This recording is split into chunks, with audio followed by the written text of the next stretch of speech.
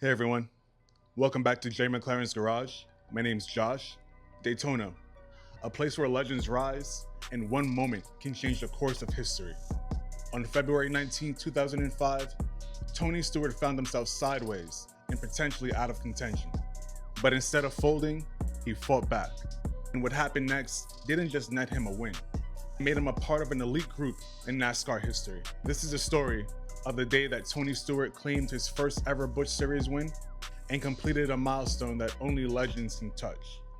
This is a story of the 2004 Hershey's Take 5 300 at Daytona International Speedway. February 19th, 2005, Daytona International Speedway. The NASCAR Busch Series season opened with the Hershey's Take 5 300, a race that combined speed, chaos, and one driver's historic breakthrough. The race featured 13 lead changes among 7 drivers. Kyle Busch set the tone early. Paul Menard commanded 18 laps, and Dale Earnhardt Jr. surged late in the number 81 Oreo Ritz Chevrolet.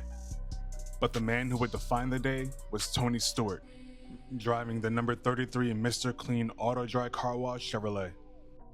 Stewart led stretches of the race, but with 25 laps to go, contact sent him spinning through the grass and all the way back to 17th. Most drivers would have been finished. Stewart wasn't.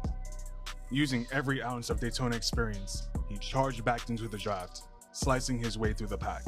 In the closing laps, Earnhardt Jr. held point, but Stewart wasn't done. With drafting help from Kevin Harvick, Stewart surged to the lead with just 3 laps to go. Then, chaos struck. A final lap crash froze the field under caution. Stewart led 46 laps in all, and when the yellow checkered flag flew, he had his first Busch Series win. Behind him, Harvick finished second, Earnhardt Jr. finished third, Truex fourth, and Kasey Kahne fifth. For Stewart, this was no ordinary victory. By winning at Daytona, he became just the 9th driver in NASCAR history to win in all 3 of his top series: Cup, Busch, and Trucks. A career milestone sealed on the sport's most legendary stage. Sometimes, life spins you out when you're in the middle of your best run, but a champion doesn't quit when they're knocked sideways. They gather it back up, fight through traffic, and find a way forward. Stewart's win at Daytona wasn't just about speed, it was about resilience. And the same is true for us. You don't need a perfect race to make history, you just need the courage to keep driving. I found it incredible that this was Tony Stewart's first ever Busch Series win. That was phenomenal to kind of learn as I was doing the research for this video. And it makes total sense that this is where his first win would come from, especially after overcoming such adversity. Tony Stewart was very proficient at super speedway racing and definitely very dominant at Daytona. Though he never won the Daytona 500, he won almost every single race under the sun at Daytona. And in the Busch Series / Nationwide Series, he was particularly dominant at Daytona. He won races in 2005, 2006, 2008, 2009, 2010, 2011, and 2013, all coming in the season opening Daytona races of each of those years in the Busch Series. Tony Stewart is one of the greatest drivers in all of motorsports history, and him doing this accomplishment is just the icing on the cake. Let's take a closer look as we see that iconic Mr. Clean character on the hood and a little bit of grill tape at the top of the grill. Down the left hand side, very clean. See a partial donut mark there on the left hand side from a congratulatory donut after the race.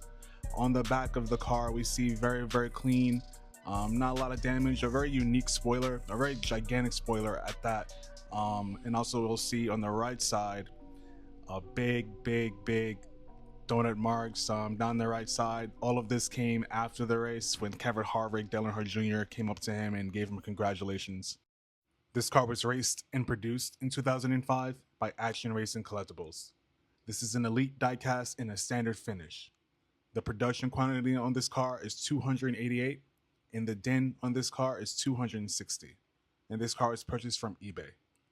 On this car, you'll notice the return of the wicker bill on the roof of the car, and as I mentioned before, that gigantic spoiler in the rear. Those 2 components of the car created a gigantic hole in the air as it was slicing through at Daytona, and I'm sure that made the runs really big and really helped Tony Stewart navigate and slice through the field using his knowledge and experience of the draft and his experience as a race car driver. I appreciate you all's support. Thank you.